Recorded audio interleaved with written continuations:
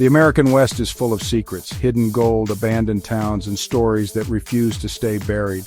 Gold rush towns, once alive with the dreams of fortune seekers, now stand frozen in time, shrouded in eerie silence. But don't be fooled, these places are far from empty. Ghosts of miners, settlers, and wronged souls still linger, reminding us that some treasures come with a terrible cost. If you love unraveling spine-chilling mysteries, hit that subscribe button and join us on this haunted journey. Bodie wasn't just any gold rush town, it was a wild, lawless frontier where dreams were made and shattered overnight.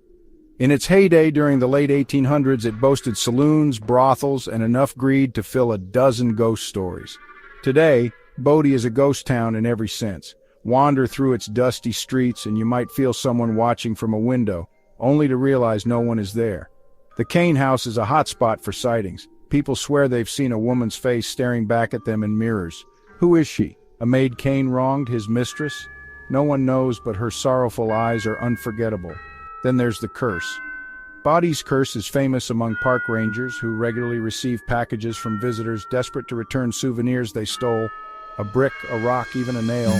Their letters are chilling. Since taking this, my life has been a nightmare. Please take it back. Coincidence, maybe, but would you risk it? Hidden in Montana's wilderness, Garnet feels like stepping into a ghost story. It's hauntingly quiet, but that silence has a weight to it, as if the town itself is holding its breath. The Wells Hotel, once the pride of Garnet, is now a shell of its former self, but it hasn't lost its guests. Many claim to hear faint piano music from the hotel's saloon, even though the building has been empty for decades. Some visitors have described hearing laughter and clinking glasses, only to find nothing but eerie silence and dust when they step inside. Then there's Frank Fitzgerald.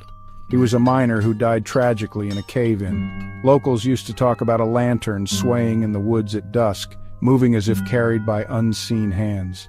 Hikers today still report glimpsing a flickering light in the trees, but when they follow it, it vanishes into thin air.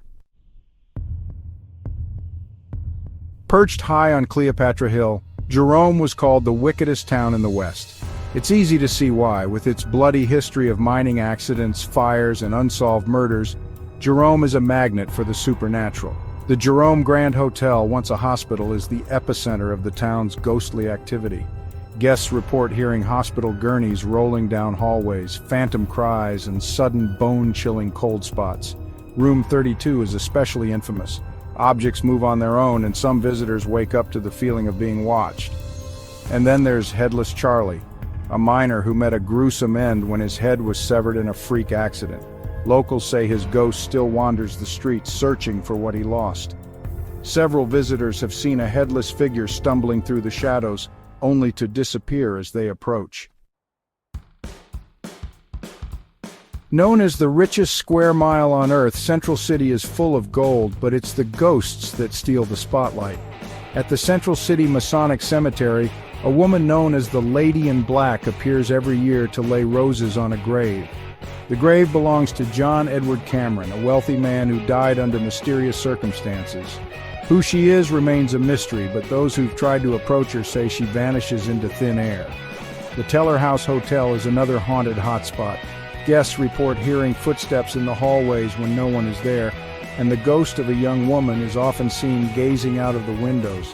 Locals believe she was a bride who was jilted on her wedding day and took her own life. Her sadness lingers, felt by anyone who steps inside. Gold rush towns are more than just relics of the past. They're alive with the stories of those who never truly left.